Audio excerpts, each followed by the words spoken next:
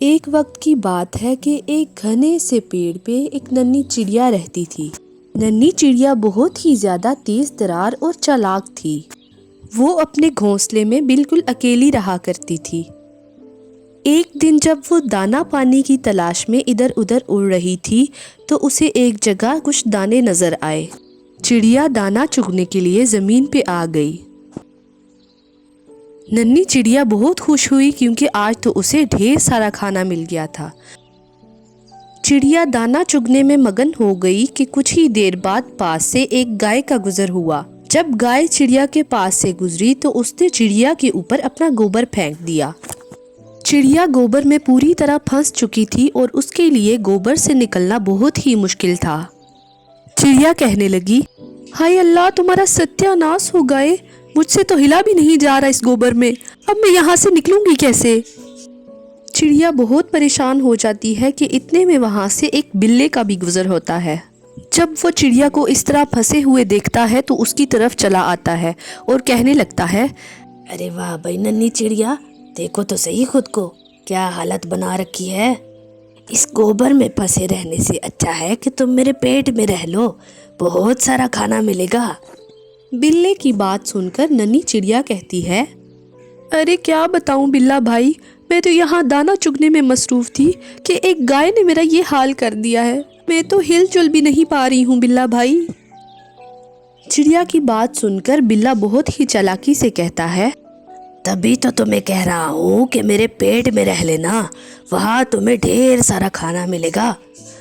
یہ کہہ کر بلا ننھی چڑیا کو اٹھا کر کھانے ہی لگتا ہے کہ چڑیا کہتی ہے، ارے ارے بلا بھائی، کیا تم اتنے گندے گندے کھانے کی عادی ہو؟ دیکھو تو صحیح میری حالت، میں کتنی گندی ہوئی پڑی ہوں، پہلے مجھے دھو تو لو۔ چڑیا کی بات سن کر بلا کہنے لگتا ہے، ارے ہاں، بات تو تمہاری صحیح ہے، پتہ نہیں میرے اس بیکار سے دماغ میں ایسی بات کیوں نہیں آتی۔ یہ کہہ کر بلا پانی لینے کے لیے واپس لوٹ جاتا ہے اور چڑیا بھی شکر کا سانس لیتی ہے اور کہنے لگتی ہے، شکر ہے میرے اللہ کی مصیبت ٹل گئی، پتہ نہیں بدماش بلا کہاں سے آ گیا، لیکن میں بھی آسانی سے اس کے ہاتھ نہیں لگوں گی۔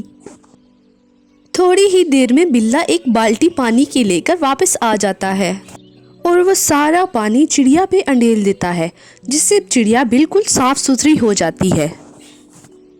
اب بلا پھر سے کہنے لگتا ہے، دیکھ لو، اب تو میں نے تمہیں بالکل صاف ستھرا کر دیا ہے، اب تو میں تمہیں کھا سکتا ہوں نا۔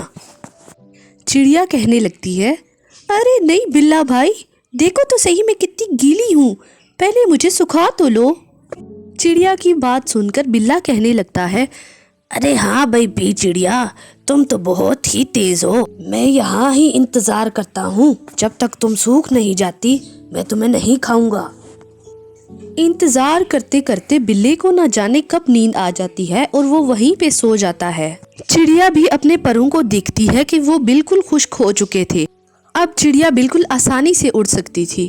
چڑیا اڑ کر پاس والے پیڑ کی ٹہنی پہ بیٹھ گئی اور ٹہنی پہ بیٹھتے ہی چڑیا زور زور سے بلے کو پکارنے لگی، ارے او بلا بھائی، بلا بھائی سنتے ہو؟ بلا بھی جلدی سے اٹھ کھڑا ہوتا ہے اور کہنے لگتا ہے، ارے ارے بی چڑیا، تم وہاں پیڑ پہ کیوں جا بیٹھی ہو؟ یہ سن کر چڑیا کہتی ہے، ارے کیا بتاؤں بلا بھائی، مجھے زیادہ دیر تمہاری طرح زمین پہ رہنے کی عادت نہیں ہے۔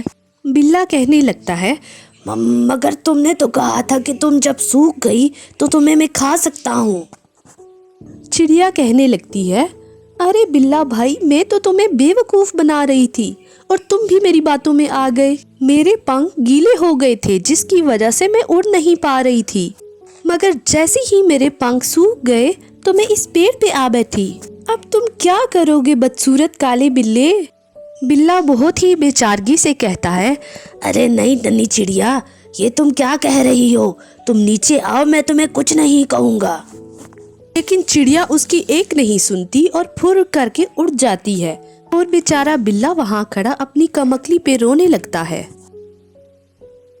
پیارے بچوں، میں امید کرتی ہوں کہ آپ کو میری آج کی کہانی پسند آئی ہوگی۔ اسی طرح کی مزیدار کہانیاں دیکھنے کے لیے ہمارے چینل کو سبسکرائب کر دیں اور ساتھ میں بنے بیل کے آئیکن کو بھی پریس کریں۔ تو ہمیں اجازت دیں، اللہ حافظ۔